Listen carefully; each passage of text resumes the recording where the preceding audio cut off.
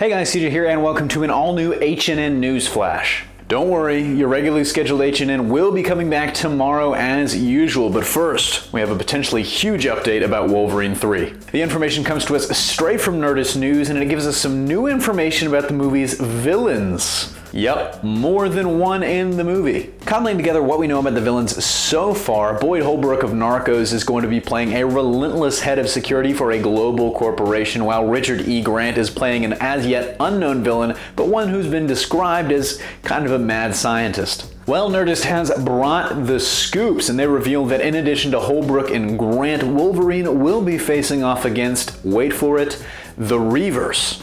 And before you get your hopes up, we're not talking about Firefly here, because in the X-Men comics, the Reavers are a group of mutant-hating and hunting cyborgs, often led by industrialist Donald Pierce, who may or may not be Grant's character. They tie this into the fact that Lady Deathstrike, who we last saw on screen in X2, was once a Reaver herself, and then add in the rumor that Liev Schreiber is going to be reprising his role as Sabretooth in the new movie, combine it all together, and put forward the awesome theory that whoever is making the Reavers is making them in the image and with the powers of some of Wolverine's greatest foes. But wait, there's more, and if you haven't seen Apocalypse or its awesome after-credits scene, you might want to click away, unless you just don't care.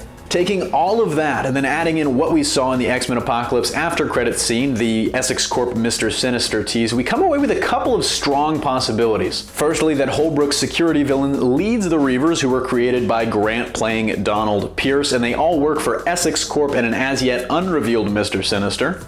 Or that while Holbrook's villain and the Reavers still work for Essex Corp and they were still created by Grant's character, who, remember, has been described as a mad scientist, could really be Mr. Sinister himself.